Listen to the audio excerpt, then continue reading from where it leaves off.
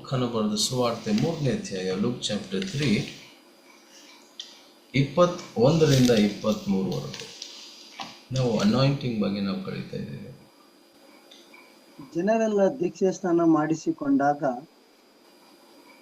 ಯೇಸು ಸಹ ಸ್ನಾನ ಮಾಡಿಸಿಕೊಂಡು ಪ್ರಾರ್ಥನೆ ಮಾಡುತ್ತಿರುವಲ್ಲಿ ಆಕಾಶವು ತೆರೆಯಿತು ಮತ್ತು ಪವಿತ್ರಾತ್ಮನು ದೇಹಾಕಾರವಾಗಿ ಪಾರಿವಾಳದ ಹಾಗೆ ಆತನ ಮೇಲೆ ಇಳಿದನು. ಆಗ ನೀನು ಪ್ರಿಯನಾಗಿರುವ ನನ್ನ ಮಗನು, ನಿನ್ನನ್ನು ನಾನು ಮೆಚ್ಚಿದ್ದೇನೆ ಎಂದು ಆಕಾಶವಾಣಿಯಾಯಿತು. ಆಮೇಲೆ ಸರಿ, ನಾವು ನೋಡ್ತೇವೆ ಯೇಸು ಸ್ವಾಮಿ ದೀಕ್ಷಾ ಸ್ಥಾನ ತಗೊಂತಾರೆ. ಮೊದಲು ದೀಕ್ಷಾ ಸ್ಥಾನ ತಗೊಂಡು ಯೇಸು ಸ್ವಾಮಿಗೆ ದೀಕ್ಷಾ ಸ್ಥಾನ ಕೊಡೋದು ಯಾರು? ಸ್ಥಾನಿಕನಾದ ಯೋಹಾನ. ಸೊ ಯೇಸು ಸ್ವಾಮಿ ದೀಕ್ಷಾ ಸ್ಥಾನ ತಗೊಂಡು ನದಿಯಿಂದ ಹೊರಗೆ ಬಂದು ಪ್ರಾರ್ಥಿಸ್ತಾರೆ. ಆಗ ಆಕಾಶ ತೆರೆಯಲ್ಪಟ್ಟು, ಇದು ಸ್ಪಿರಿಚುವಲ್, ಇದು ಆತ್ಮದಲ್ಲಿ ನಡೆಯುವ ಒಂದು ವಿಷಯ, ಆತ್ಮ ಮಂಡಲದಲ್ಲಿ ನಡೆದ ಒಂದು ವಿಷಯ. ಆಕಾಶ ತೆರೆಯಲ್ಪಟ್ಟು ಪಾರಿವಾಳ ರೂಪದಂತೆ ಪವಿತ್ರಾತ್ಮನು ಯೇಸು ಸ್ವಾಮಿ ಮೇಲೆ ಇಳಿತಾರೆ. ಆತನಿಗೆ ಆಕಾಶವಾಣಿಯಾಗುತ್ತೆ, ಈತನನ್ನು ಪ್ರಿಯ ಕುಮಾರನು ಆತನನ್ನು ಮೆಚ್ಚಿದ್ದಾನೆ. ಸೊ ಇಲ್ಲಿ ನಾವು ನೋಡ್ತೀವಿ ಯೇಸು ಸ್ವಾಮಿ ಅಭಿಷೇಕಿಸಲ್ಪಡೋ, ಪವಿತ್ರಾತ್ಮನಿಂದ ಅಭಿಷೇಕಿಸಲ್ಪಡೋದು ನಾವು ನೋಡ್ತೀವಿ. ನೋಡಿ, ನಾವು ಅಭಿಷೇಕ ಹೊಂದ್ಕೊಳ್ಳೋಕ್ಕೆ ನಾವು ದೀಕ್ಷಾ ಸ್ಥಾನ ತಗೊಳ್ಬೇಕು. You should be baptised. ದೀಕ್ಷಾ ಸ್ಥಾನ ತಗೊಳ್ಬೇಕು. ನೋಡಿ, ಅಪೊಸ್ತಲರು 10ನೇ ಅಧ್ಯಾಯ 38ನೇ ವಚನ. ದೇವರು ನಜರೇತಿನ ಯೇಸುವನ್ನು ಪವಿತ್ರಾತ್ಮದಿಂದಲೂ ಬಲದಿಂದಲೂ ಅಭಿಷೇಕಿಸಿದನು. ದೇವರು ಆತನ ಸಂಗಡ ಇದ್ದುದರಿಂದ ಆತನು ಉಪಕಾರಗಳನ್ನು ಮಾಡುತ್ತಾ ಸೈತಾನಿಂದ ಬಾಧಿಸಲ್ಪಡುತ್ತಿರುವವರೆಲ್ಲರನ್ನು ಗುಣಪಡಿಸುತ್ತಾ ಸಂಚರಿಸಿದನು. ನಾವು ನೋಡ್ತೇವೆ ನಜರೇತಿನ ಯೇಸುವನ್ನು ದೇವರು ಪವಿತ್ರಾತ್ಮನಿಂದ ಬಲದಿಂದ ಅಭಿಷೇಕಿಸಿದರು. ಅಭಿಷೇಕ ಅಂದ್ರೆ ಏನು? ನಾವು ಹಳೆ ಒಡಂಬಡಿಕೆಯಲ್ಲಿ ನೋಡ್ತೀವಿ, ಎಣ್ಣೆಯನ್ನು ಒಯ್ತಾರೆ ಅಭಿಷೇಕಕ್ಕೆ. ಅರೋನನ ಮೇಲೆ, ಅರೋನನ ಮಕ್ಕಳ ಮೇಲೆ ಮೋಶೆ ಎಣ್ಣೆಯನ್ನು ಒಯ್ದು ಅಭಿಷೇಕ ಮಾಡ್ತಾರೆ. ಅದೇ ರೀತಿಯಲ್ಲಿ ಸಾಮ್ಯಲ್ ಸೌಲನ ಮೇಲೆ ಮತ್ತೆ ದಾವೀದನ ಮೇಲೆ ತಲೆ ಮೇಲೆ ಎಣ್ಣೆಯನ್ನು ಒಯ್ದು ಅಭಿಷೇಕ ಮಾಡ್ತಾರೆ. ಆದ ನಂತರ ಏನಾಗುತ್ತೆ? ಪವಿತ್ರಾತ್ಮನ ಅವ್ರ ಮೇಲೆ ಇಳಿತಾರೆ. ಸೊ ಅಭಿಷೇಕ ಆದ್ಮೇಲೆ ಪವಿತ್ರಾತ್ಮ ಇಳಿತಾರೆ. ಸೊ ಪವಿತ್ರಾತ್ಮ ಇಳಿದಾಗ ಅವ್ರಿಗೆ ಅಧಿಕಾರ ಶಕ್ತಿ ಕೊಡಲ್ಪಡುತ್ತೆ, ದೇವರಿಂದ ಅಧಿಕಾರ ಶಕ್ತಿ ಕೊಡಲ್ಪಡುತ್ತೆ. ಸೊ ಇಲ್ಲೇ ಹೊಸ ಒಡಂಬಡಿಕೆಯಲ್ಲೇ ಮೊದಲು ದೇವರು ಅಭಿಷೇಕ ಮಾಡಿದ್ದು ನಮಗೆ ಮಾದರಿಯಾಗಿ, ನಮಗೆ ತಲೆಯಾಗಿರುವ ಕರ್ತನಾದ ಯೇಸುವನ್ನು. ಈಗ ಅಭಿಷೇಕ ಅಂದ್ರೆ ಅರ್ಥ ಮಾಡ್ಕೊಳ್ಳಿ, ಅನಾಯಿಂಟಿಂಗ್ ಅಂದ್ರೆ ಪವಿತ್ರಾತ್ಮನು ಶಕ್ತಿ, ಪವಿತ್ರಾತ್ಮನು ಶಕ್ತಿ. ಈಗ 3ನೇ ಅಧ್ಯಾಯ ಲೂಕ 3:21ರಿಂದ 23 ಓದುವಾಗ ನಾವು ನೋಡ್ತೀವಿ, ಪಾರಿವಾಳ ರೂಪದಲ್ಲಿ ಪವಿತ್ರಾತ್ಮ ಹೇಳಿದ್ರು ಯೇಸು ಮೇಲೆ. ನೋಡಿ, ಇನ್ನೊಂದು ವಾಕ್ಯ ಓದೋಣ. ಅದೇ ಲೂಕನ ಬರೆದ ಸುವಾರ್ತೆ 4ನೇ ಅಧ್ಯಾಯ 14ನೇ ವಚನ.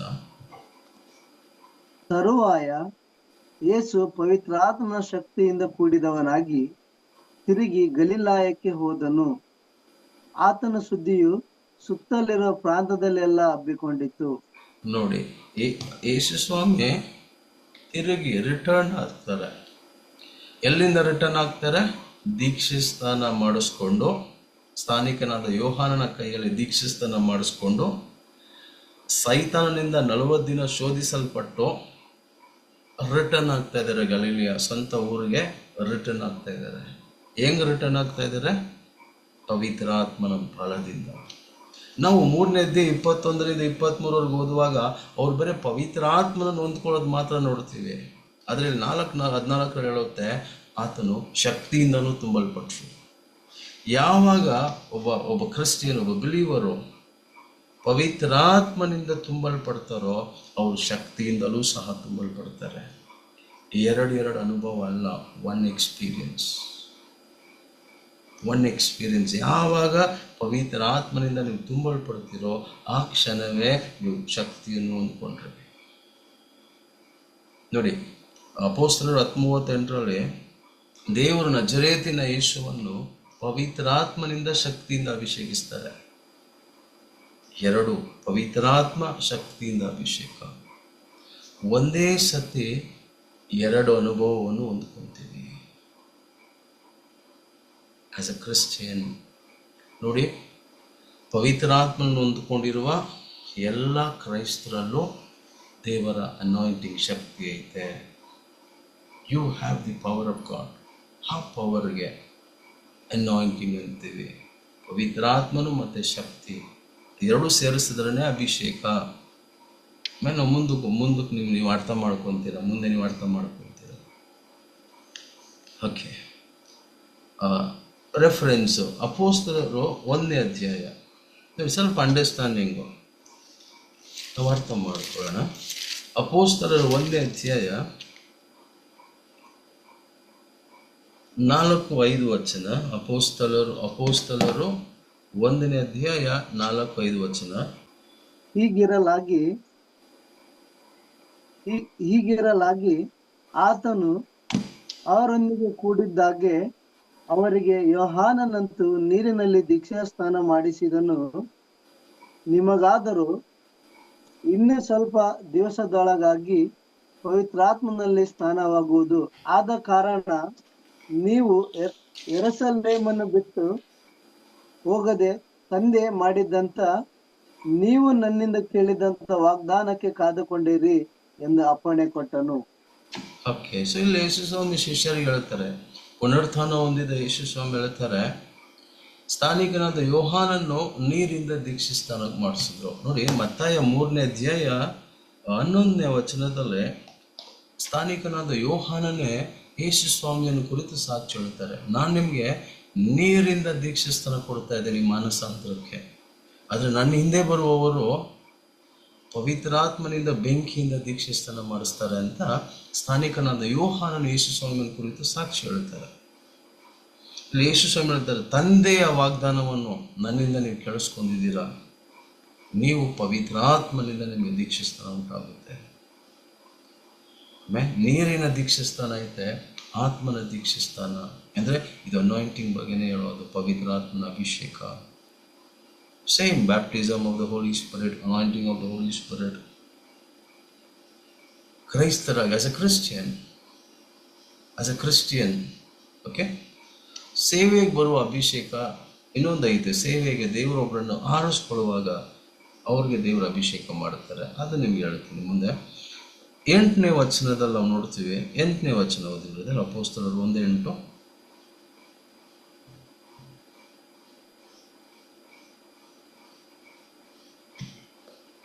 ಆದರೆ ಪವಿತ್ರಾತ್ಮನು ನಿಮ್ಮ ಮೇಲೆ ಬರಲು ನೀವು ಬಲವನ್ನು ಹೊಂದಿ ಯೆರೂಸಲೇಮಿನಲ್ಲಿಯೂ ಎಲ್ಲ ಯೂದಾಯ ಸಮಾರ್ಯ ಸೀಮೆಗಳಲ್ಲಿಯೂ ಭೂಲೋಕದ ಕಟ್ಟಕಡೆಯವರೆಗೂ ನನಗೆ ಸಾಕ್ಷಿಗಳಾಗಿರಬೇಕು ಅಂದನು. ಶಿಷ್ಯರಿಗೆ ಹೇಳ್ತಾರೆ, ಪವಿತ್ರಾತ್ಮನು ನಿಮ್ಮ ಮೇಲೆ ಬರಲು ನೀವು ಬಲವನ್ನು ಹೊಂದಿ ಸಾಕ್ಷಿಯಾಗಿರ್ತೀರ. Ye shall receive power after the Holy Spirit is come upon you. ಅಂದರೆ ಪವಿತ್ರಾತ್ಮನು ನಮ್ಮ ಮೇಲೆ ಯಾವಾಗ ಬರ್ತಾರೋ ಆವಾಗ ನಾವು ಬಲವನ್ನು ಸಹ ಹೊಂದ್ಕೊತೀವಿ. ಅದಕ್ಕೆ ನಾನು ಹೇಳಿದೆ, ಯಾವಾಗ ನಾವು ಪವಿತ್ರಾತ್ಮನ ಹೊಂದ್ಕೊಂಡ್ರೋ ಆಗ ನಾವು ಶಕ್ತಿನೂ ಹೊಂದ್ಕೊಂಡಿದ್ದೀವಿ. You received power. ನಮಗೆ ಕ್ರಿಸ್ಟಿಯನ್ ಆಗಿ ದೇವ್ರ ಮಗನಾಗಿ ಮಗಳಾಗಿ ನಮಗೆ ಅಧಿಕಾರ ಐತೆ. We have authority. ಅಂದ್ಕೊಳ್ಬಾರ್ದು ಬರೀ ಪಾಸ್ಟರ್ಗೆ ಮಾತ್ರ ಅಧಿಕಾರ ಐತೆ, ಅಥವಾ ಪ್ರವಾದಿಗೆ ಮಾತ್ರ, ಅಪೊಸ್ತಲರಿಗೆ ಮಾತ್ರ, ಅವ್ರಿಗೆ ಮಾತ್ರ, ಚೆನ್ನಾಗಿ ಪ್ರೇಯರ್ ಮಾಡೋರ್ಗೆ ಮಾತ್ರ. ಪ್ರೇಯರ್ ಬಂದ್ಬಿಟ್ಟು ಅಭಿಷೇಕದ ಕ್ರಿಯೆ, ಕೃಪೆಯ ಕ್ರಿಯೆ ಪ್ರೇಯರು. ಸೊ ನಮ್ಮಲ್ಲಿರುವ ಅಭಿಷೇಕ ಕ್ರಿಯೆ ಮಾಡುವಾಗ ನಾವು ಹೆಚ್ಚಾಗಿ ನಾವು ಪ್ರೇಯರ್ ಮಾಡ್ತೀವಿ, ನ್ಯೂನತೆ ನಡೆಸ್ತೀವಿ. Works of grace is prayer. So ಅರ್ಥ ಮಾಡ್ಕೊಳ್ಬೇಕು, ನಾನು ಯಾವಾಗ ಪವಿತ್ರಾತ್ಮನ ಹೊಂದ್ಕೊಂಡಿದ್ದೀನೋ ಆಗ ದೇವರ ಬಲವನ್ನು ಸಹ ನಾನು ಹೊಂದ್ಕೊಂಡಿದ್ದೀನಿ. ನಂಬಿ ಫೇತ್. ನಿಮ್ಗೆ ಹೇಳಿದೆ, ದೇವರ ವಾಕ್ಯಕ್ಕೆ ನಂಬಿಕೆ ಆಧಾರ ಹುಡುಕಬೇಡಿ, ಫೀಲಿಂಗನ್ನು ಹುಡುಕಬೇಡಿ, ಸತ್ಯವನ್ನು ಹುಡುಕಿ. ನೋಡಿ, ಪವರು ಫೀಲಿಂಗ್ ಮೇಲೆ ಕ್ಯಾಲ್ಕುಲೇಟ್ ಆಗಬಾರ್ದು. ನೋಡಿ, ಪವರ್ ಅಂದಿದ ತಕ್ಷಣ ನಾವು ಪ್ರೇಯರ್ ಫೀಲ್ ಅಲ್ಲ, ವರ್ಕಿಂಗ್ಸಲ್ಲಿ ನಾವು ನೋಡಬೇಕು, ಕ್ರಿಯೆಯಲ್ಲಿ ನೋಡಬೇಕು. ನನಗೆ ಫೀಲ್ ಆಗುತ್ತೋ ಇಲ್ವೋ, ಪವರ್ ವರ್ಕ್ ಆಗೋದು ನೋಡಬೇಕು. ಈಗ ಕರೆಂಟ್ ಐತಾ ಇಲ್ವಾ ಅಂತ ನಾವು ಹೆಂಗ್ ನಮ್ಗೆ ಗೊತ್ತಾಗುತ್ತೆ ಪವರ್ ಐತಾ ಇಲ್ವಾ ಅಂತ? ಲೈಟ್ ಆನ್ ನೋಡ್ತೀವಿ, ಲೈಟ್ ಆನ್ ಮಾಡ್ತೀವಿ, ಆಗ ನಮ್ಗೆ ಗೊತ್ತಾಗುತ್ತೆ. ಯಾಕೆ ಬಲ್ಪು ಉರಿಯುವಾಗ ನಮ್ಗೆ ಗೊತ್ತಾಗುತ್ತೆ ಯಾಕೆ ಇದು ಕರೆಂಟ್ ಐತೆ ಇಲ್ಲ. ಅದೇ ರೀತಿಯಲ್ಲಿ ಪವರ್ ಹೆಂಗ್ ಗೊತ್ತಾಗಬೇಕು? ಫೀಲಿಂಗ್ ಅಲ್ಲ. ಅಫ್ಕೋರ್ಸ್ ಫೀಲಿಂಗ್ ಐತಂದ್ರೆ ಫೀಲಿಂಗ್ ಮಾತ್ರ ಅಲ್ಲ ಪವರು, ವರ್ಕಿಂಗ್ಸು. ನೀವು ಹೇಳೋ ಮಾತು ಯೇಸುವಿನ ನಾಮದಲ್ಲಾಗಲಿ ಅಂದರೆ ಅದು ಆಗಬೇಕು. ನಿನ್ನ ಹಾಸಿಗೆಯನ್ನು ತಗೊಂಡು ನಡಿ ಹೇಳಿದ್ರೆ ಸ್ವಾಮಿ ನಡೆದ್ರು ಪವರು ವರ್ಕಿಂಗ್ಸ್ ಅಲ್ಲಿ. ನೋಡಿ, ನಾವು ತುಂಬ ಫೀಲಿಂಗ್ ಓರಿಯೆಂಟೆಡ್ ಆಗಿದ್ದೀವಿ. ಫೀಲಿಂಗ್ ಓರಿಯೆಂಟೆಡ್ ಆಗಿರಬಾರ್ದು, ನಾವು ಫೇತ್ ಓರಿಯೆಂಟೆಡ್ ಆಗಿರಬೇಕು. ನಂಬಿಕೆ ಮೇಲೆ ನಾವು ಹೋಗ್ಬೇಕು. ವಾಕ್ಯಕ್ಕೆ ನಂಬಿಕೆ ಆಧಾರ. ಹೌದು, ದೇವ್ರ ವಾಕ್ಯ ಹೇಳುತ್ತಾ ಪವಿತ್ರಾತ್ಮನನ್ನು ಹೊಂದ್ಕೊಂಡಿರೋರು ಬಲವನ್ನು ಹೊಂದ್ಕೊಂತಾರೆ. ಪವಿತ್ರಾತ್ಮನು ನಿಮ್ಮ ಮೇಲೆ ಬರುವಾಗ ನೀವು ಬಲವನ್ನು ಹೊಂದ್ಕೊಂಡು ನನಗೆ ಸಾಕ್ಷಿಯಾಗಿರ್ತೀರಿ. ಇರಬೇಕು ಅಂತಿಲ್ಲ, ಇರ್ತೀರಿ. ಅಂದರೆ ನನ್ನನ್ನು ಸಾಕ್ಷಿಯಾಗಿಡೋದು Yesu. You shall be my witness. You should be my witness ಅಂತ ಇಲ್ಲ, you shall be my witness. So ಪವಿತ್ರಾತ್ಮನು ನಮ್ಮನ್ನು ಸಾಕ್ಷಿಯಾಗಿಡ್ತಾರೆ. It is his job. ಅವ್ರು ನಮ್ಮನ್ನು ಸಾಕ್ಷಿಯಾಗಿಡ್ತಾರೆ. ಸೊ ಇಲ್ಲಿ ಸ್ವಾಮಿ ಕ್ಲಿಯರ್ ಆಗಿ ಹೇಳ್ತಾರೆ, ನೀವು ಯಾವಾಗ ಪವಿತ್ರಾತ್ಮನು ನಿಮ್ಮ ಮೇಲೆ ಬರ್ತಾರೋ ಆಗ ನೀವು ಬಲ ಹೊಂದ್ಕೊಂತಾರೆ. ಪವಿತ್ರಾತ್ಮನೇ ಪವರು, ಬದುಕಿಸುವಂಥದ್ದು ಆತ್ಮ ಅಂತ ಹೇಳ್ತಾರೆ. ರೋಮಪುರದ ಪತ್ರಿಕೆ 6 ನಾವು ನೋಡ್ತೀವಿ, ಆತ್ಮವೇ ಜೀವ ಅಂತ. ಅದ್ರ ಬಗ್ಗೆ ನೀವು ಕಳಿಸ್ಕೊಟ್ಟಿದ್ದೀನಿ. Spirit is life, spirit gives life ಅಂತ ಗೊತ್ತು. ಪವಿತ್ರಾತ್ಮನು ಜೀವ ಕೊಡ್ತಾರೆ. ಆ ಪವಿತ್ರಾತ್ಮನೇ ಜೀವ. Spirit is life. Okay, so ಅದರಿಂದ ನಾವು ಅರ್ಥ ಮಾಡಿಕೊಳ್ಬೇಕು. ಸೊ ನಿಮ್ಮಲ್ಲಿ ಪವಿತ್ರಾತ್ಮನಿದಾರ, ನಿಮ್ಮಲ್ಲಿ ದೇವರ ಶಕ್ತಿ ಐತೆ. ನೀವು ಯಾವಾಗ ದೇವರ ಶಕ್ತಿಯನ್ನು ಅಂದ್ಕೊಂಡ್ರೆ, ಯಾವಾಗ ಪವಿತ್ರಾತ್ಮನ್ ಬಂದರೋ ಆ ಕ್ಷಣವೇ ನೀವು ಶಕ್ತಿನ ಹೊಂದ್ಕೊಂತೀರ. ಇಲ್ಲಿ ನೋಡಿ, ಅಪೊಸ್ತಲರು 2ನೇ ಅಧ್ಯಾಯದಲ್ಲೇ ಪಂಚಶತಮಾನ ದಿನದಲ್ಲಿ ಏನಾಗುತ್ತೆ ಅಂತ ನೋಡಿ, 1ರಿಂದ 4 ಓದಿರೋದ. Acts chapter 2 1ರಿಂದ 4. ಅಪೊಸ್ತಲರು 2ನೇ ಅಧ್ಯಾಯ 1ರಿಂದ 4. ಪಂಚಶತಮ ದಿನದ ಹಬ್ಬವು ಬಂದಿರಲಾಗಿ ಅವರೆಲ್ಲರೂ ಏಕ ಮನಸ್ಸಿನಿಂದ ಒಂದೇ ಸ್ಥಳದಲ್ಲಿ ಕೂಡಿದ್ದರು. ಆಗ ಬಿರುಗಾಳಿ ಬೀಸುತ್ತದೋ ಎಂಬಂತೆ ಪಕ್ಕನೆ ಆಕಾಶದೊಳಗಿಂದ ಒಂದು ಶಬ್ದ ಉಂಟಾಗಿ ಅವರು ಕೂತಿದ್ದ ಮನೆಯೆಲ್ಲ ತುಂಬಿಕೊಂಡಿತು. ಅದಲ್ಲದೆ ಉರಿಯಂತಿದ್ದ ನಾಲಿಗೆಗಳು ವಿಂಗಡಿಸಿಕೊಳ್ಳುವ ಹಾಗೆ ಅವರಿಗೆ ಕಾಣಿಸಿ ಅವರಲ್ಲಿ ಒಬ್ಬೊಬ್ಬರ ಮೇಲೆ ಒಂದೊಂದಾಗಿ ಕೂತುಕೊಂಡವು. ಆಗ ಅವರೆಲ್ಲರೂ ಪವಿತ್ರಾತ್ಮ ಭರಿತರಾಗಿ ಆ ಆತ್ಮ ತಮಗೆ ನುಡಿಯುವ ಶಕ್ತಿಯನ್ನು ಕೊಡುವ ಪ್ರಕಾರ ಬೇರೆ ಬೇರೆ ಭಾಷೆಗಳಿಂದ ಮಾತನಾಡೋದಕ್ಕೆ ಪ್ರಾರಂಭಿಸಿದರು. ಎಂತ ಒಂದು ಕ್ಲಿಯರ್ ಎಕ್ಸ್ಪ್ಲನೇಷನ್ ಕೊಡ್ತಾರೆ ನೋಡಿ. ದೇವಜನರ, ಪಂಚಶತಮಾನ ದಿನ ಬಂದಾಗ ಬಿರುಗಾಳಿ ಬೀಸುತ್ತದೆ ಎಂಬಂತೆ ಶಬ್ದ ಉಂಟಾಗುತ್ತೆ ಆಕಾಶದಿಂದ. ಶಬ್ದ ಮಾತ್ರ ಅಲ್ಲ, ಗಾಳಿ ತುಂಬಿಕೊಳ್ಳುತ್ತೆ ಅಂತ ನಾವು ನೋಡ್ತೀವಿ ವಾಕ್ಯದಲ್ಲಿ. ಮತ್ತು ಬೆಂಕಿಯ ನಾಳೆಗೆ ಒಬ್ಬೊಬ್ಬರ ಮೇಲೆ ಒಂದೊಂದಾಗಿ ಕೂತ್ಕೊಳ್ಳುತ್ತೆ. ಮತ್ತು ಅವರೆಲ್ಲರೂ ಸಹ ಪವಿತ್ರಾತ್ಮನಿಂದ ತುಂಬಲ್ಪಡ್ತಾರೆ. ಇಲ್ಲಿ ನಾವು ನೋಡ್ತೀವಿ, ಪವಿತ್ರಾತ್ಮನು ಅವರ ಬಲ 120 ಜನರ ಮೇಲೆ, ಅಪೊಸ್ತಲರ ಮೇಲೆ, ಶಿಷ್ಯರ ಮೇಲೆ ಇಳಿಯೋದನ್ನು ನಾವು ನೋಡ್ತೀವಿ. It's beautiful experience. ಇದು ಸುಂದರವಾದ ಒಂದು ಕಾರ್ಯ. ಅವರು ನಾನಾ ವಿಧವಾದ ಭಾಷೆಯನ್ನು ಅವ್ರು ಮಾತಾಡ್ತಾರೆ. ಇವತ್ತು ನೋಡಿ, ಅನ್ಯ ಭಾಷೆಯಲ್ಲೇ ಬೇರೆ ಬೇರೆ ಇದೈತೆ ಅಂತ ಚರ್ಚೆ ಮಾಡ್ತಾರೆ. ಚರ್ಚೆ ಮಾಡೋದು ಬೇಡ. ಪವಿತ್ರಾತ್ಮನ ಎಬಿಲಿಟಿ ಅದು. ಪವಿತ್ರಾತ್ಮನಿಂದ ನಾವು ತುಂಬಲ್ಪಟ್ಟಾಗ ಪವಿತ್ರಾತ್ಮನ ಪ್ರೇರಿತರಾಗಿ ವಾಕ್ಯ ಹಂಗೆ ಹೇಳುತ್ತೆ. ಓದಿ ಬ್ರದರ್, 4ನೇ ವಾಕ್ಯ.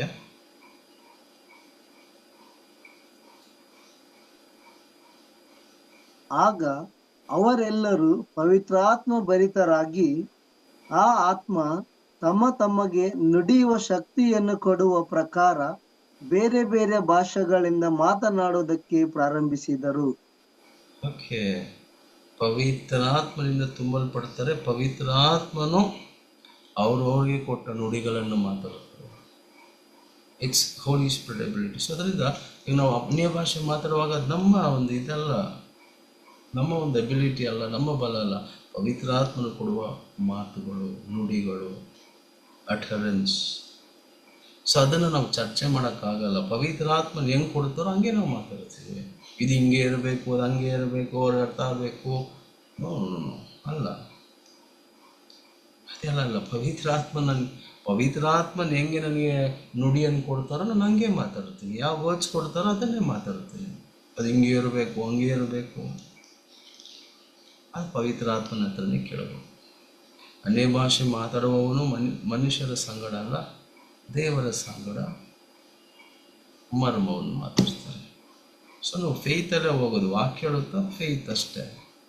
ಚರ್ಚೆಗೆ ನಾವೇನು ಮಾಡಬಾರ್ದು, ಕೊಟ್ಬಿಡಬಾರ್ದು. ಸೊ ನಾವು ನೋಡ್ತೀವಿ, ಪವಿತ್ರಾತ್ಮನಿಂದ ತುಂಬಲ್ಪಟ್ಟಾಗ ನಾವು ಬಲದಿಂದಲೂ ತುಂಬಲ್ಪಡ್ತೀವಿ. ಈಗ ಕ್ರೈಸ್ತರಾಗಿ ನಾವು ಸಹ ಪವಿತ್ರಾತ್ಮನ ಹೊಂದ್ಕೊಂಡಿದ್ದೀವಿ. ನಾವು ಪವಿತ್ರಾತ್ಮನ ಮಾತ್ರ ಹೊಂದ್ಕೊಂಡಿಲ್ಲ, ಬಲವನ್ನು ಸಹ ಹೊಂದ್ಕೊಂಡಿದ್ದೀವಿ. ಪವಿತ್ರಾತ್ಮನು ನಿಮ್ಮ ಮೇಲೆ ಬಂದಾಗ ನೀವು ಬಲವನ್ನು ಹೊಂದ್ಕೊಳ್ತೀರಾ, ನನಗೆ ಸಾಕ್ಷಿಯಾಗಿ ಇರ್ತೀರಾ. ಸೊ ಪವಿತ್ರಾತ್ಮನ ಬಲವನ್ನು ಹೊಂದಿರುವ ನಾವು ಕ್ರಿಸ್ತನಿಗೆ ಸಾಕ್ಷಿಯಾಗಿದ್ದೀವಿ. ಓಕೆ, ಸೊ ಅದನ್ನು ನಾವು ಅರ್ಥ ಮಾಡ್ಕೊಳ್ಬೇಕು. ನನಗೆ ಬಲನೇ ಇಲ್ಲ ಅಂತ ಹೇಳ್ಬಾರ್ದು. ಸೊ ಪವಿತ್ರಾತ್ಮ ನಿಮ್ಮಲ್ಲಿ ಇದ್ದಾರೆ, ನಿಮ್ಮಲ್ಲಿ ಬಲ ಉಂಟು. You have that power. ಅದೇ ನೋಡಿ ಫೀಲಿಂಗ್ಸ್ ಮೇಲೆ ಹೋಗ್ಬೇಡಿ, ನೀವು ಮೇಲೆ ನೋಡಬೇಡಿ ಪವರ್ಗೆ. ಪವಿತ್ರಾತ್ಮನ ಹೇಳಿದ್ದಾರೆ, ನಮ್ಮಲ್ಲಿದ್ದಾರೆ. ನಾವು ಯಾವಾಗ ಯೇಸುವಿನ ಮೇಲೆ ನಂಬಿಕೆ ಇಟ್ಟು ನಾವು ದೀಕ್ಷಿಸ್ತಾನ ತಗೊಂಡ್ರು, ಒಂದು ದಿನ ನಾವು ಪ್ರೇಯರ್ ಮಾಡುವಾಗ ಚರ್ಚಲ್ಲೋ ಎಲ್ಲೋ ಒಂದು ಜಾಸ್ತಿ ನಾವು ಪ್ರೇಯರ್ ಮಾಡುವಾಗ ಪವಿತ್ರಾತ್ಮನ ನಮ್ಮ ಮೇಲೆ ಇಳಿದು ಬಂದರು, ನಮ್ಮನ್ನು ತುಂಬಿಸಿದ್ರು. ಇಲ್ಲ ಅಪೊಸ್ತಲರನ್ನು ತುಂಬಿಸ್ತಾರಲ್ವ, ಅದೇ ರೀತಿ ನಮ್ಮನ್ನು ತುಂಬಿಸಿದ್ರು. ನಾವು ಪವಿತ್ರಾತ್ಮನ ಹೊಂದ್ಕೊಂಡಿದ್ದೀವಿ. ಈಗ ಪವಿತ್ರಾತ್ಮನು ನಮ್ಮಲ್ಲಿದ್ದಾರೆ, ಅವರ ಶಕ್ತಿ ಈಗ ನಮ್ಮಲ್ಲೈತೆ. ಸೊ ಹೊರಗಡೆ ಹುಡುಕ್ಬೇಡಿ. Don't look for the power outside. ಪವಿತ್ರಾತ್ಮನ ಇಲ್ಲಿದ್ರೆ ಶಕ್ತಿ ಹೊರಗಡೆಯಿಂದ ಬರುತ್ತಾ? ಪವಿತ್ರಾತ್ಮನ ಒಳಗಡೆ ಇದ್ದರೆ ನೀವು ಪವಿತ್ರಾತ್ಮನ ಹೊಂದ್ಕೊಂಡಾಗ ಅಥವಾ ಪವಿತ್ರಾತ್ಮ ನಿಮ್ಮ ಮೇಲೆ ಬಂದಾಗ ನೀವು ಬಲ ಹೊಂದ್ಕೊಂತೀರ. ಸೊ ಪವಿತ್ರಾತ್ಮನ ಒಳಗಡೆ ಇದ್ದರೆ ಶಕ್ತಿಯಲ್ಲಿ ಇರುತ್ತೆ, ಹೊರಗಡೆನ? ಪವಿತ್ರಾತ್ಮನ ಒಳಗಡೆ ಇದ್ರೆ ಶಕ್ತಿನೂ ಒಳಗಡೆನೆ ಇರೋದು. ಅದನ್ನು ರಿಲೀಸ್ ಮಾಡಿ ಒಳಗಡೆ, ಅದನ್ನು ರಿಲೀಸ್ ಮಾಡೋಕೆ ನಾವು ಕಲಿಬೇಕು ಅನಾಯಿಂಟಿಂಗ್ನ. ನೋಡಿ, ಯೇಸು ಸ್ವಾಮಿನ ನಂಬಿಕೆಯಿಂದ ಮುಟ್ಟಿದಾಗ ಆತನ ಒಳಗಡೆ ಇದ್ದ ಶಕ್ತಿ ಹೊರಟೋಗಿ ಆ ಸ್ತ್ರೀನ ವಾಸಿ ಮಾಡುತ್ತೆ. ಆತ ಅನೇಕರವರನ್ನು ಮುಟ್ಟಕ್ಕೆ ನೋಡ್ತಾರೆ, ಆತನಿಂದ ಶಕ್ತಿ ಹೊರಟೋಗಿ ಜನರನ್ನು ವಾಸಿ ಮಾಡುತ್ತೆ. ಆತನಿಂದ ಪವಿತ್ರಾತ್ಮನ ಹೊರಟೋಗಿ ವಾಸಿ ಮಾಡಿದ್ರು ಅಂತ ಅಲ್ಲ, ಶಕ್ತಿ ಹೊರಟೋಗಿ. ಇಟ್ ಇಸ್ ಅಸ್ ಪವಿತ್ರಾತ್ಮನ ಏನು ಮಾಡ್ತಾರೆ? ತನ್ನ ಶಕ್ತಿಯನ್ನು ಕಳಿಸ್ತಾರೆ. ಕರ್ತನಿಂದ ಶಕ್ತಿ ಹೊರಟೋಗಿ ಅವ್ರನ್ನ ವಾಸಿ ಮಾಡುತ್ತೆ. ಸೊ ಅದರಿಂದ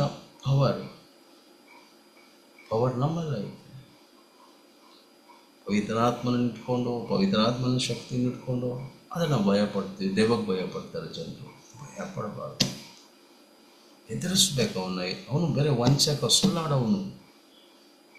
ಎದುರಿಸಿ. ನಮ್ಮ ದೇಹವು ದೇವರ ಆಲಯ, ಪವಿತ್ರಾತ್ಮ ನಿಮ್ಮಲ್ಲಿ ವಾಸವಾಗಿದ್ದಾರೆ. ಸೊ ಈ ದೇಹವು ಪವಿತ್ರಾತ್ಮನ ಆಲಯ. ಓಕೆ, ಸೊ ಪವರು ಹೊರಗಡೆ ಹುಡುಕ್ಬೇಡಿ, ಒಳಗಡೆ ಐತೆ ಪವರು. ಪವಿತ್ರಾತ್ಮನಲ್ಲಿದ್ದಾರೆ, ಒಳಗಡೆ ಇದ್ದಾರೆ. ಪವರು ಒಳಗಡೆನೇ ಇರೋದು. ಸೊ ನಮ್ಗೆ ಫೀಲ್ ಆಗೋದು ಅದೆಲ್ಲ ಪವಿತ್ರಾತ್ಮನ ಶಕ್ತಿ. ಸೊ ನಮಗೆ ಬೆಂಕಿ ಥರ ಮಂಚು ಥರ ವಿ ಹ್ಯಾವ್ ಸಮ್ ಫೀಲಿಂಗ್ಸ್. ಆ ಫೀಲಿಂಗ್ಸ್ ಎಲ್ಲ ಪವಿತ್ರಾತ್ಮನ ಶಕ್ತಿಯಿಂದ ಉಂಟಾಗೋದು. ಯಾಕೆ ಯೇಸು ಸ್ವಾಮಿನ ದೇವರು ಪವಿತ್ರಾತ್ಮನಿಂದ ಶಕ್ತಿಯಿಂದ ಅಭಿಷೇಕ ಮಾಡ್ತಾರೆ? ಉಪಕಾರ ಮಾಡೋಕ್ಕೆ, to do good things, good deeds. ಉಪಕಾರ ಮಾಡೋಕ್ಕೂ, ಸೈತಾನಿಂದ ಬಾಧಿಸಲ್ಪಟ್ಟವರನ್ನ ಬಿಡುಗಡೆ ಮಾಡುವುದಕ್ಕೂ. ಸೊ ಯೇಸು ಸ್ವಾಮಿ ಮೇಲೆ ಬಂದ ಅಭಿಷೇಕ ಏನಕ್ಕೆ? ಒಳ್ಳೇದು ಮಾಡೋಕ್ಕೆ, ಟು ಡೂ ಗುಡ್ ಥಿಂಗ್ಸ್. ಎರಡು, ಬಾಧಿಸಲ್ಪಟ್ಟವ್ರನ್ನ, ಸೈತಾನದಿಂದ ಬಾಧಿಸಲ್ಪಟ್ಟವರು, ರೋಗದಿಂದ ಬಾಧಿಸಲ್ಪಟ್ಟವ್ರನ್ನ ಸ್ವಸ್ಥತೆ ಮಾಡುವಂತೆ. ನೋಡಿ, ಈ ಎರಡು ವಿಷಯವನ್ನು ಜೀಸಸ್ ಮಿನಿಸ್ಟ್ರಿಯನ್ನು ನೋಡ್ಬೋದು. ಕರ್ತನು ಉಪಕಾರ ಮಾಡ್ತಾ ಇದ್ರು, ಒಳ್ಳೇದು ಮಾಡ್ತಾ ಇದ್ರು. ಜನರಿಗೆ ಊಟವನ್ನು ಕೊಟ್ಟರು, ರೊಟ್ಟಿ ಮೀನನ್ನು ಏನು ಮಾಡ್ತಾರೆ, ಮಲ್ಟಿಪ್ಲೈ ಮಾಡ್ತಾರೆ. ಒಂದು ಮದುವೆಗೆ ಹೋಗ್ತಾರೆ, ದ್ರಾಕ್ಷಿ ರಸ ಇಲ್ಲ, ಅಲ್ಲೊಂದು ಉಪಕಾರ ಮಾಡಬೇಕು, ನೀರನ್ನು ದ್ರಾಕ್ಷಿ ರಸವಾಗಿ ಚೇಂಜ್ ಮಾಡ್ತಾರೆ, ಬದಲಾಯಿಸ್ತಾರೆ. ಸೊ ಉಪಕಾರ ಮಾಡಿದ್ರು, ಒಳ್ಳೇದು ಮಾಡಿದ್ರು. ಎರಡು, ರೋಗಿಗಳನ್ನು ಏನು ಮಾಡಿದ್ರು, ವಾಸಿ ಮಾಡ್ತಾಯಿದ್ರು. ಸೈತಾನದಿಂದ ಬಾಧಿಸಲ್ಪಟ್ಟವ್ರನ್ನ ಬಿಡುಗಡೆ ಮಾಡಿದ್ರು. ಅದಕ್ಕೆ ಅಭಿಷೇಕ. ಅರ್ಥ ಆಯ್ತಾ ನಿಮಗೆ? ಆತನನ್ನು ಕುರಿತು ಶುದ್ಧಿ ಎಲ್ಲ ಕಡೆಗೂ ಸಹ ಹೋಯ್ತು ಅಂತ ನೋಡ್ತೀವಿ. ಲೂಕ 4:14 ಏನಂತ ಶುದ್ಧಿ ಹರಳಿತು ಆತನ ಬಗ್ಗೆ? ಆತನು ಅದ್ಭುತ ಮಾಡ್ತಾ ಇದ್ದಾರೆ, ಸತ್ತರನ್ನು ಎಬ್ಬರಿಸ್ತಾ ಇದ್ದಾರೆ, ರೋಗಗಳನ್ನು ವಾಸಿ ಮಾಡ್ತಾ ಇದ್ದಾರೆ, ಎಂಥ ವಿಧವಾದ ರೋಗ ಇದ್ರೂ ವಾಸಿ ಮಾಡ್ತಾ ಇದ್ದಾರೆ. ಅದಕ್ಕೆ ಅಭಿಷೇಕ ಮಾಡಿದ್ದು ದೇವರು ಉಪಕಾರ ಮಾಡೋಕ್ಕೂ, ವಾಸಿ, ಮಿರಾಕಲ್ಸ್, ಹೀಲಿಂಗ್, ಡೆಲಿವರೆನ್ಸ್ ಮಾಡೋಕ್ಕೆ. ಆಮೇಲೆ ಸೊ ಯೇಸು ಸ್ವಾಮಿ ಬಂದ ಅಭಿಷೇಕ. ಮಿನಿಸ್ಟ್ರಿ ವೈಸ್ ನಾನು ಮಾತಾಡ್ತಾ ಇದ್ದೀನಿ. ಮಿನಿಸ್ಟ್ರಿ ವೈಸ್ ಯಾವ ಕಾರಣದಿಂದ ಅಭಿಷೇಕವನ್ನು ದೇವರು ಕೊಟ್ಟರು ಅಂತ ಓದಿ. 1 Corinthians 12:4-11, 1 Corinthians 12ನೇ ಅಧ್ಯಾಯ 4-11 ಮೆತ್ತಗೋದಿ. ವರಗಳಲ್ಲಿ ಬೇರೆ ಬೇರೆ ವಿಧಗಳುಂಟು, ದೇವರಾತ್ಮನು ಒಬ್ಬನೇ. ಸೇವೆಗಳಲ್ಲಿ ಬೇರೆ ಬೇರೆ ವಿಧಗಳುಂಟು, ಕರ್ತನು ಒಬ್ಬನೇ. ಕಾರ್ಯಗಳಲ್ಲಿ ಬೇರೆ ಬೇರೆ ವಿಧಗಳುಂಟು, ಸರ್ವರಲ್ಲಿಯೂ ಸರ್ವ ಕಾರ್ಯಗಳನ್ನು ಸಾಧಿಸುವ ದೇವರು ಒಬ್ಬನೇ. ಎಷ್ಟು ಕ್ಲಿಯರ್ ಆಗಿ ಹೇಳ್ತಾರೆ ನೋಡಿ. ವರಗಳಲ್ಲಿ ವ್ಯತ್ಯಾಸ ಉಂಟು, ಒಬ್ಬನೇ ಆತ್ಮನು. ಅಂದರೆ ಇಲ್ಲಿ 9 ವರಗಳ ಬಗ್ಗೆ ಪೌಲನು ಹೇಳ್ತಾರೆ. 8ರಿಂದ 10 ಓದುವಾಗ 9 ವರಗಳ ಬಗ್ಗೆ ಮಾತಾಡ್ತಾರೆ. ಅದ್ರ ಓದೋಣ. ಅನೇಕ ವರಗಳಿದ್ರೂ ಸಹ ಆ ವರವನ್ನು ಕೊಡೋದು ಪವಿತ್ರಾತ್ಮನೇ. ಆ ವರಕ್ಕೆ ತಕ್ಕಂಗೆ ಕ್ರಿಯೆ ಮಾಡೋರು ಸಹ ಪವಿತ್ರಾತ್ಮನೇ. ಓಕೆ, ಪವಿತ್ರಾತ್ಮನೇ. ಒಬ್ಬರಿಗೆ ದೇವರು ಒಬ್ಬರಿಗೆ ಪವಿತ್ರಾತ್ಮನು ಸ್ವಸ್ಥತೆಯ ವರ ಕೊಟ್ರೆ ಆ ಶಕ್ತಿ ಹೆಂಗ್ ಕ್ರಿಯೆ ಮಾಡುತ್ತೆ? ಸ್ವಸ್ಥತೆ. ಒಬ್ಬರಿಗೆ ನಂಬಿಕೆಯ ವರ ಕೊಟ್ರೆ ದೇವರು ಆ ಶಕ್ತಿ ಹೆಂಗ್ ಕ್ರಿಯೆ ಮಾಡುತ್ತೆ? ನಂಬಿಕೆ, ಫೇತ್ ಅಂತ ಕೊಡುತ್ತೆ. ಅನ್ಯ ಭಾಷೆ ವರ ಕೊಟ್ಟಿದ್ರೆ ಶಕ್ತಿ, ಪವಿತ್ರಾತ್ಮನು ಅನ್ಯ ಭಾಷೆ ನುಡಿಗಳನ್ನು ಕೊಡ್ತಾರೆ.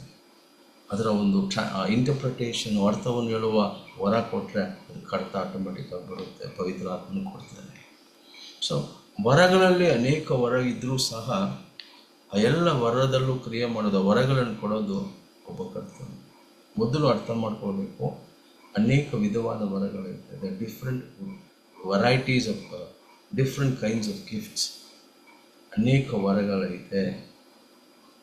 ಓಕೆ, ನಿಮಗೆ ಪ್ರವಾದನೆ ವರ ಕೊಟ್ಟರೆ ಪವಿತ್ರಾತ್ಮನ ಹೆಂಗೆ ಕ್ರಿಯೆ ಮಾಡ್ತಾರೆ? ಪವಿತ್ರಾತ್ಮನ ಶಕ್ತಿ ಹೆಂಗೆ ಕ್ರಿಯೆ ಮಾಡುತ್ತೆ? ಪ್ರವಾದನೆ. ಪವಿತ್ರಾತ್ಮನ ಅಭಿಷೇಕದ ಶಕ್ತಿ ಹೆಂಗೆ ಕ್ರಿಯೆ ಮಾಡೋದು? ಪ್ರವಾದನೆ, ಪ್ರೊಫೆಸರ್. ಸ್ವಸ್ಥತೆ ವರ ಕೊಟ್ಟಿದ್ರೆ ಹೀಲಿಂಗ್ಸ್. ಅದ್ಭುತ ಮಾಡುವವರ ಅದ್ಭುತ. ಅನ್ಯ ಭಾಷೆ ಮಾತಾಡುವವರ ಅನ್ಯ ಭಾಷೆ. ಓಕೆ, ಸೊ 2, ಸೇವೆಗಳಲ್ಲಿ ವ್ಯತ್ಯಾಸ ಉಂಟು. ನೋಡಿ, ಸೇವೆಯಲ್ಲಿ ವ್ಯತ್ಯಾಸ ಉಂಟು. ಇದೇ ಅಧ್ಯಾಯದಲ್ಲಿ ನಾವು ಓದ್ತೀವಿ. ಸಭೆಯಲ್ಲಿ ಮೊದಲನೇದಾಗಿ ಅಪೊಸ್ತಲರನ್ನ, ಪ್ರವಾದಿಗಳನ್ನ, ಮತ್ತೆ ಬೋಧಕರನ್ನ, ಅದ್ಭುತ ಮಾಡೋವ್ರನ್ನ, ಸ್ವಸ್ಥತೆ ಮಾಡೋವ್ರನ್ನ, ಸಹಾಯ, ಆಡಳಿತ, ಅನ್ಯ ಭಾಷೆ. ಸೊ ಅನೇಕ ವಿಧವಾದ ಸೇವೆ ಇದೆ. ಆದರೆ ಒಬ್ಬನೇ ಕರ್ತನು. ಆ ಒಬ್ಬ ಕರ್ತನೇ, ನಮ್ಮ ಕರ್ತನಾದ ಯೇಸುವೇ ಏನು ಮಾಡ್ತಾರೆ? ಸೇವೆಯನ್ನು ಕೊಡೋದು. ಈಗ ನಾನು ಪಾಸ್ಟರ್ ಆಗಿರಬೇಕಾ? ಆ ಪಾಸ್ಟರ್ ಸೇವೆಗೆ ಯೇಸು ಸ್ವಾಮಿನೇ ಕರೆಯೋದು.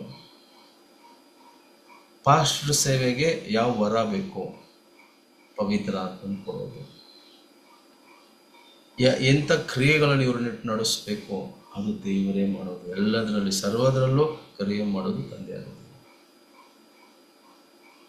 ಓಕೆ. ಸೊ ಮಿನಿಸ್ಟ್ರಿ ಕರ್ತನಿಂದಲೇ ಬರೋದು. ಯೇಸು ಸ್ವಾಮಿ ಕರಿಬೇಕು ಸೇವೆಗೆ. ವರಗಳನ್ನು ಕೊಡೋದು ಆತ್ಮನು.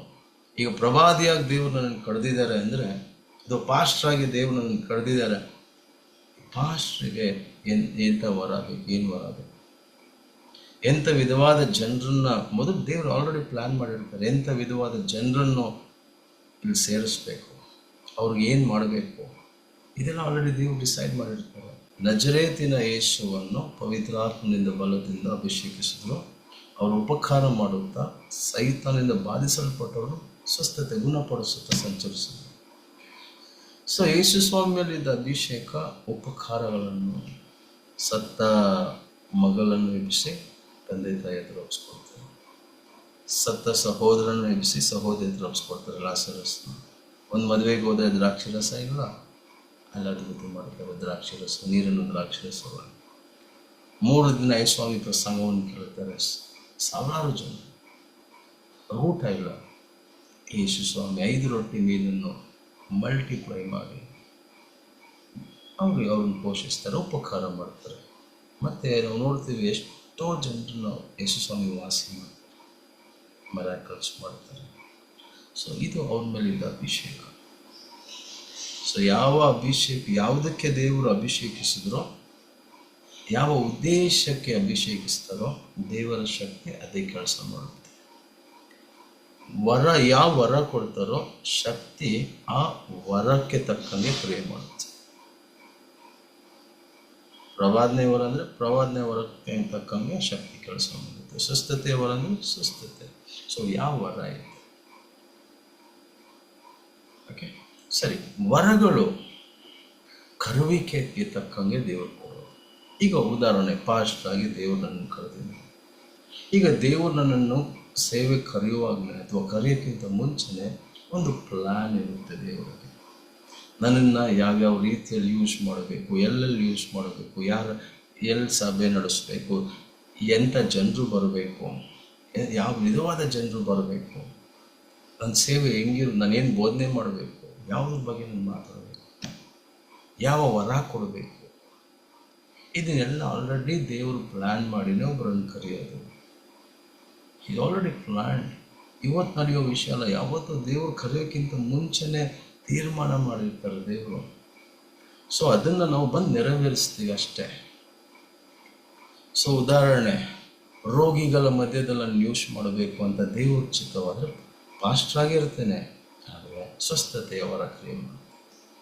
ಅಥವಾ ಬಲಹೀನರು ಬರ್ತಾರೆ, ಅವ್ರಿಗೆ ಇಮೋಷ್ನಲ್ ಆಗಿ ಅವ್ರನ್ನ ಬಲಪಡಿಸ್ಬೇಕು, ಅವ್ರನ್ನ ಸಂತೈಸ್ಬೇಕಂದ್ರೆ ಅವ್ರಿಗೆ ಆಲೋಚನೆ ಕೊಡಬೇಕು ಅಂದರೆ ನಮಗೆ ಪ್ರವಾದನೆ ವರವನ್ನು ದೇವರು ಕೊಡ್ತಾರೆ. ಸೊ ನನ್ನಲ್ಲಿರೋ ಅಭಿಷೇಕ ಪ್ರವಾದನೆಗೆ ತಕ್ಕಂಗೆ. ಅಥವಾ ಎಲ್ಲ ವಿಧವಾದ ಜನರು ಬರ್ತಾರೆ, ಎಲ್ಲ ವರವನ್ನು ಕೊಟ್ಟಿರ್ತಾರೆ ದೇವರು. ಸೊ ನನ್ನ ಕರುವಿಕೆಗೆ ತಕ್ಕಂಗೆ ವರವನ್ನು ಕೊಡ್ತಾರೆ. ವರಕ್ಕೆ ತಕ್ಕಂಗೆ ನನ್ನಲ್ಲಿರುವ ಅಭಿಷೇಕ ಕೆಲಸ ಮಾಡೋದು, ಆ ಶಕ್ತಿ ಕ್ರಿಯೆ ಮಾಡೋದು. ಇದೇ ನಾವು ಬೇಸಿಕ್ ಆಗಿ ಅರ್ಥ ಮಾಡ್ಬೋದು. ಇದು ಕಾಲಿಂಗ್. ಇದು ಕಾಲಿಂಗ್. ಕ್ರೈಸ್ತರಾಗಿ 2 ಕೊರಿಂಥಿಯ 1ನೇ ಅಧ್ಯಾಯ, ಕ್ರೈಸ್ತರಾಗಿ ಆಸ್ ಎ ಕ್ರಿಶ್ಚಿಯನ್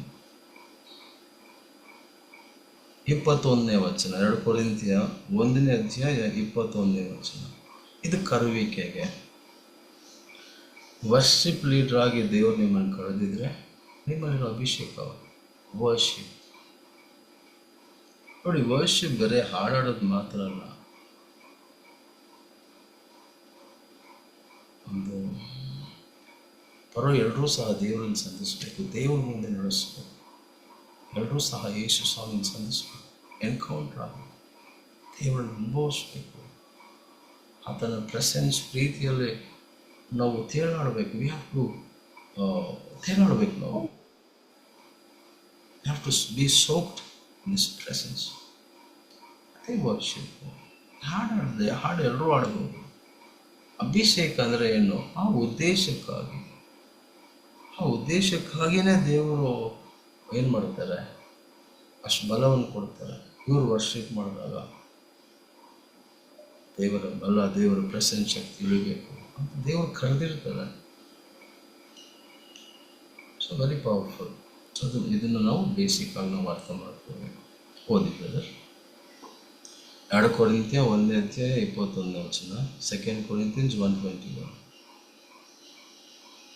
ನಮ್ಮನ್ನು ಅಭಿಷೇಕಿಸಿ ಕ್ರಿಸ್ತನ ಅನ್ಯೋನ್ಯತೆಯಲ್ಲಿ ಸೇರಿಸಿ ನಮ್ಮನ್ನು ನಿಮ್ಮೊಂದಿಗೆ ಸ್ಥಿರಪಡಿಸುವವನು ದೇವರೇ. ಸೊ ಇಲ್ಲಿ ಕೊರಿಂಥ್ಯ ಸಭೆಗೆ ಹೇಳ್ತಾ ಇದ್ದಾರೆ, ಕೊರಿಂಥ್ಯ ಸಭೆಗೆ ಹೇಳ್ತಾ ಇದ್ದಾರೆ. ಸೊ ನಿಮ್ಮನ್ನು ಅಭಿಷೇಕಿಸಿ ಸ್ಥಿರಪಡಿಸಿ ನಿಮ್ಮನ್ನು ನಡೆಸೋದು ದೇವರೇ ಅಂತ. ಸೊ ಇಲ್ಲಿ ಸಭೆಗೆ ಬಿಲೀವರ್ಸ್ ಅನಾಯಿಂಟಿಂಗ್. ಓಕೆ, ಪಂಚಶತಮಾನ ದಿನದಲ್ಲಿ ಬರೀ ಅಪೋಸ್ತಲರು 11 ಜನರು ಮಾತ್ರ ಇರಲಿಲ್ಲ. ಯುವದಾಸ್ ಸತ್ತೋಗ್ತಾರಲ್ವ, ಯುವದಾಸ್ ನೇಣಾಕೊಂಡು ಸತ್ತೋಗ್ತಾರೆ. 11 ಜನರು ಮಾತ್ರ ಅಲ್ಲ, 120 ಜನರು ಅಂತ ಒಂದೇ ಅಧ್ಯಾಯದಲ್ಲೇ ಕೊನೆ ಭಾಗದಲ್ಲಿ ನಾವು ನೋಡ್ತೀವಿ. ಅಧ್ಯಾಯದ ಕೊನೆ ಭಾಗದಲ್ಲಿ 120 ಮೇಲೆ, ಈ 120 ಜನರ ಮೇಲೂ ಸಹ ಪವಿತ್ರಾತ್ಮ ಇಳಿತಾರೆ. ಆದರೆ ಅಪೋಸ್ತಲರ ಕ್ರಿಯೆ ನಡೆಸುವ ಬಲ ಬರೀ 11 ಜನರ ಮೇಲೆ ಮಾತ್ರ ಇಳಿಯುತ್ತೆ. ಯಾಕಂದರೆ ಕರುವಿಕೆ. ಎಲ್ಲರೂ ಸಹ ಪವಿತ್ರಾತ್ಮನ ಹೊಂದಿಕೊಂಡ್ರು, ಆದರೆ ಎಲ್ಲರಲ್ಲೂ ಸಹ ಅಪೋಸ್ತಲರ ಕ್ರಿಯೆ ಇರಲಿಲ್ಲ.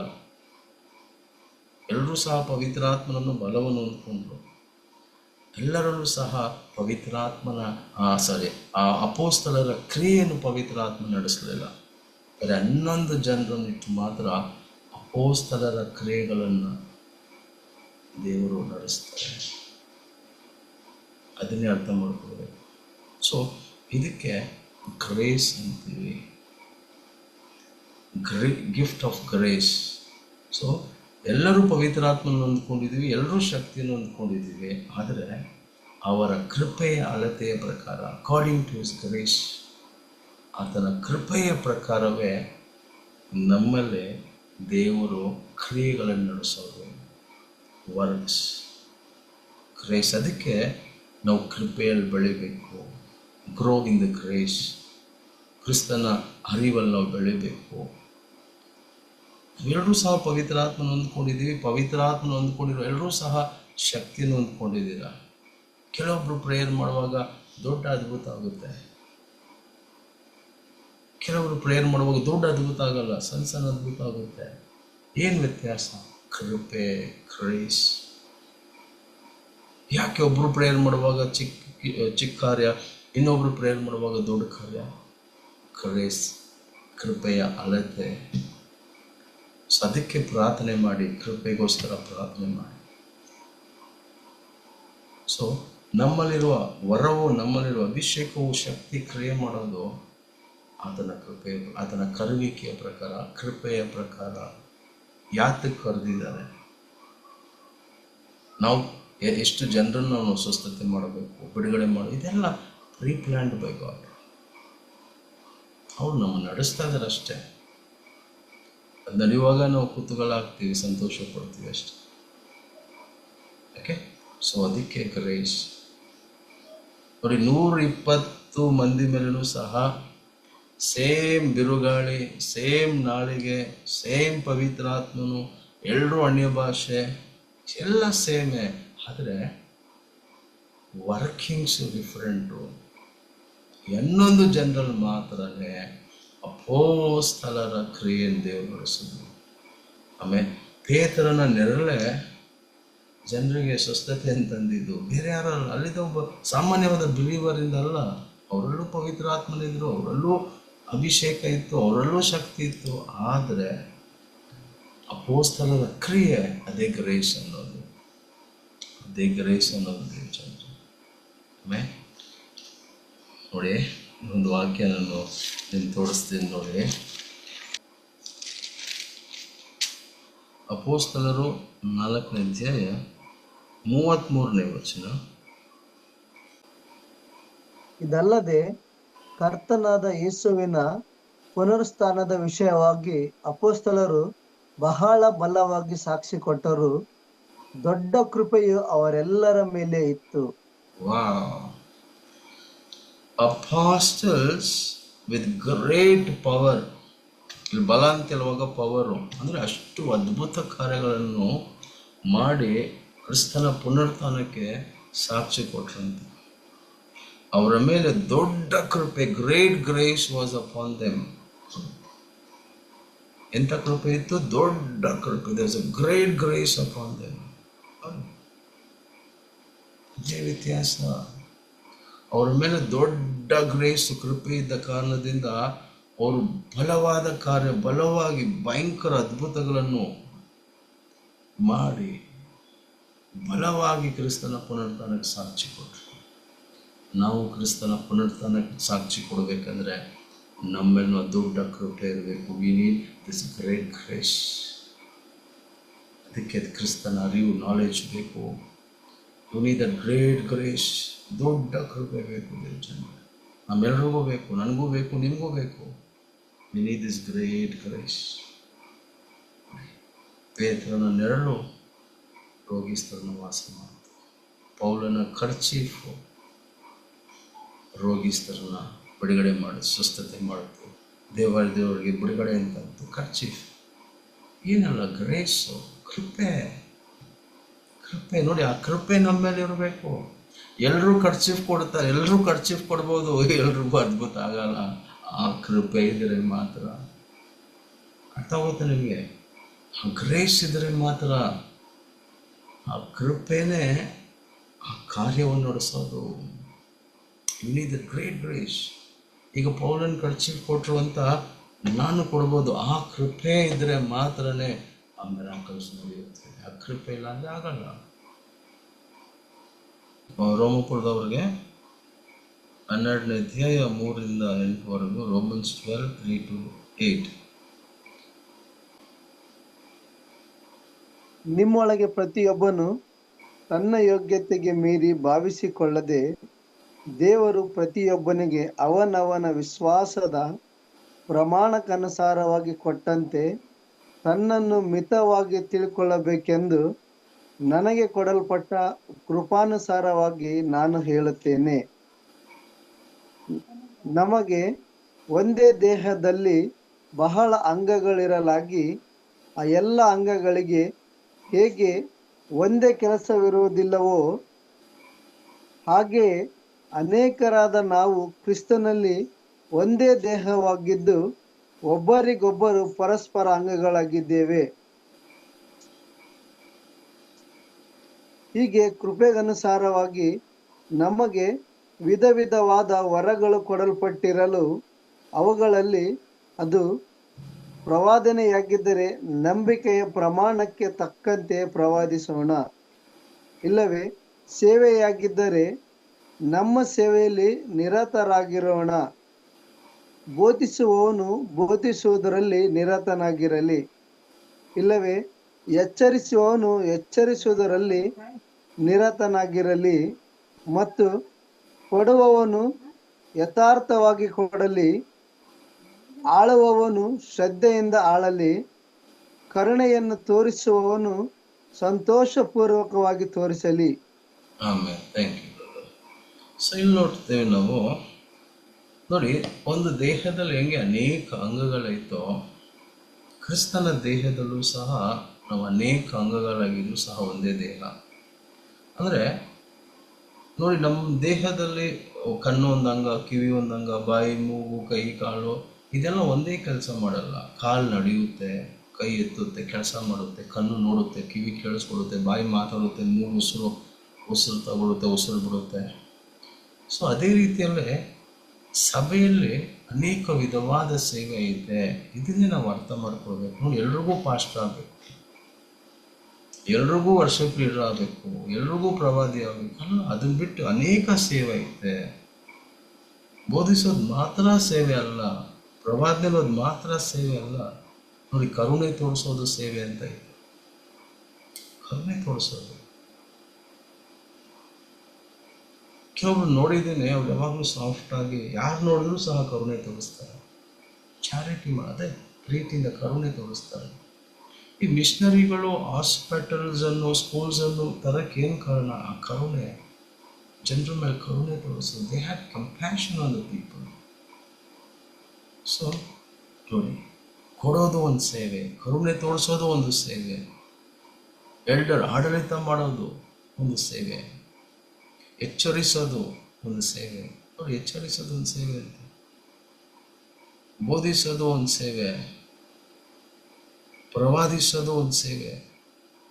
ಇದೆಲ್ಲವೂ ಸಹ ದೇವರು ನಮಗೆ ಕೊಟ್ಟಿರುವ ಕೃಪೆಯ ಪ್ರಕಾರ ನಾವು ಮಾಡೋಣ. 5ನೇ ಅಧ್ಯಾಯ ನೋಡಿ, 6ನೇ ವಾಕ್ಯವನ್ನು ಹೀಗೆ ಪ್ರಾರಂಭಿಸ್ತಾರೆ ನೋಡಿ. ಹೀಗೆ ಕೃಪೆಯನುಸಾರವಾಗಿ ನಮಗೆ ವಿಧ ವಿಧವಾದ ವರಗಳನ್ನು ಕೊಡಲ್ಪಟ್ಟಿರಲು. ಅಂದರೆ ಇಲ್ಲಿ ನೋಡಿ, ಕೃಪೆಯ ಅನುಸಾರವಾಗಿ, ಅಕಾರ್ಡಿಂಗ್ ಟು ದ ಗ್ರೇಸ್, ಕೃಪೆಯ ಅನುಸಾರವಾಗಿ. ಸೊ ನನ್ನ ಕೃಪೆಯ ಅನುಸಾರವಾಗಿಯೇ ನಾವು ವರಗಳನ್ನು ಹೊಂದಿದ್ದೀವಿ. It is by grace. ಅದಕ್ಕೆ ಗಿಫ್ಟ್ ಆಫ್ ಗ್ರೇಸ್ ಅಂತ. ಸೊ ನಾನು ಎಷ್ಟು ಕೃಪೆಯನ್ನು ದೇವರಿಂದ ಹೊಂದ್ಕೊಂಡಿದ್ದೀನೋ ಸೇವೆಗೆ, ಆ ಕೃಪೆಯ ಅಳತೆಯ ಪ್ರಕಾರನೇ ನನ್ನ ಲೈಫಲ್ಲಿ ಕ್ರಿಯೆ ಇರುತ್ತೆ. ಅರ್ಥ ಮಾಡ್ಕೊಂಡು, ಸೊ ಅದನ್ನು ನಾನು ಕರೆಕ್ಟಾಗಿ ಮಾಡಿಕೊಂಡು ಹೋಗಿ. ಅರ್ಥ ಆಯ್ತಲ್ವ ನಿಮಗೆ ಅಭಿಷೇಕ ಬಗ್ಗೆ? ಸೊ ಅಭಿಷೇಕ ಮಾತ್ರ ಅಲ್ಲ, ಆ ವರಗಳ ಬಗ್ಗೆನೂ ಸಹ ನಿಮಗೆ ಎಕ್ಸ್ಪ್ಲೈನ್ ಮಾಡಿದ್ದೇನೆ. ಅಭಿಷೇಕ ಹೆಂಗೆ ಕ್ರಿಯೆ ಮಾಡುತ್ತೆ ಅಂತಲೂ ನಿಮಗೆ ಎಕ್ಸ್ಪ್ಲೈನ್ ಮಾಡ್ತೀನಿ. ಓಕೆ, ನಾವು ಪ್ರಾರ್ಥನೆ ದೇವಚಂದ್ರ.